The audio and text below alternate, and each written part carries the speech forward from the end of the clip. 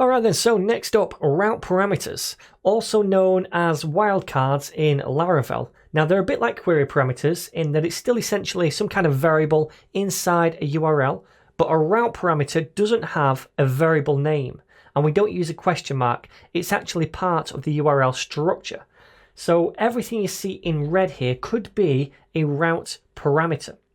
So a common use of this would be to have a URL like this. So pizzahouse.com/pizzas, then / some kind of ID, whether that be 1 or 2 or 13579 or Mario. So these right here, these are all wildcards, and they would all refer to either some kind of ID of the pizza. So they would follow this kind of pattern. So this is a wildcard, and it's basically just a variable value inside some URL.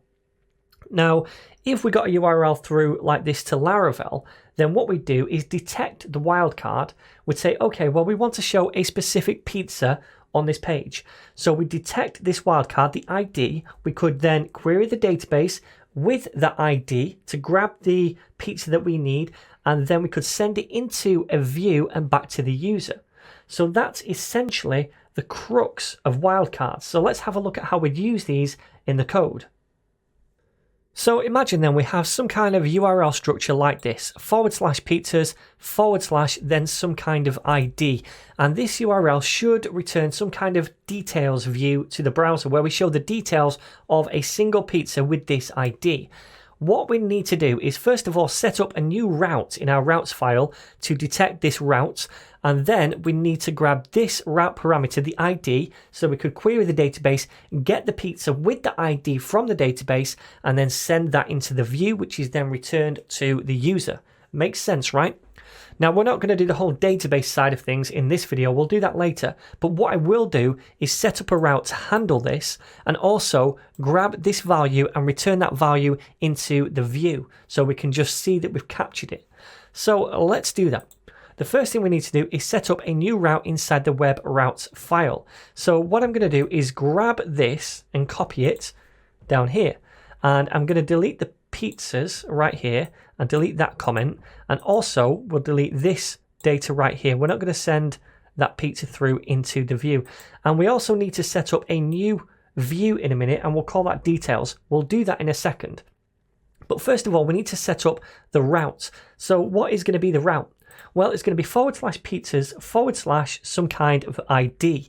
Now, instead of hard coding each individual ID, which would take forever, what we do is instead surround some kind of wildcard name with curly braces.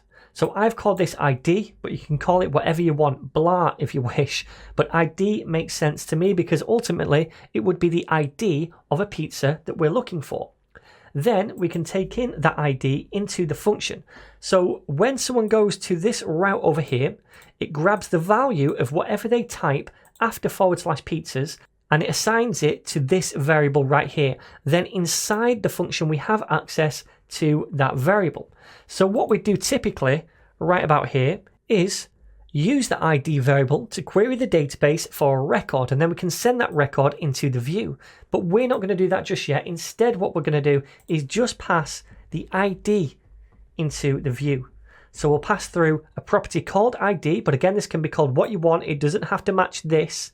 And then that is equal to the ID we receive in the function, the value they type. So let's save this, and now let's create this details view. So inside the views folder, let's create a new file called details.blade.php. And then in here, I'm going to go to the pizzas and just copy all of this and paste it into details so that it still extends the layout, and we still have a section called content. But down here, let's delete all of this for each stuff where we output the pizzas. We're not doing that anymore.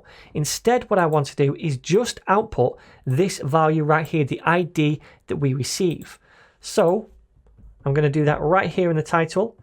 In curly braces, output the ID. So if we save this now and go to this URL, so /1, then press enter, we can see now we get 1 right here. We've detected it, we've used it in the view. So if I type 4, we get 4. If I type in a load of numbers, we get all of them. And even if I type in some kind of string, we get that as well. Now, if we wanted to, we could do some kind of validation in here to make sure it is a number and not a string, but for now, I think that is absolutely fine. I just wanted to show you what wildcards were, how we set up a route handler for them, and how we pass them into the function so we can use them.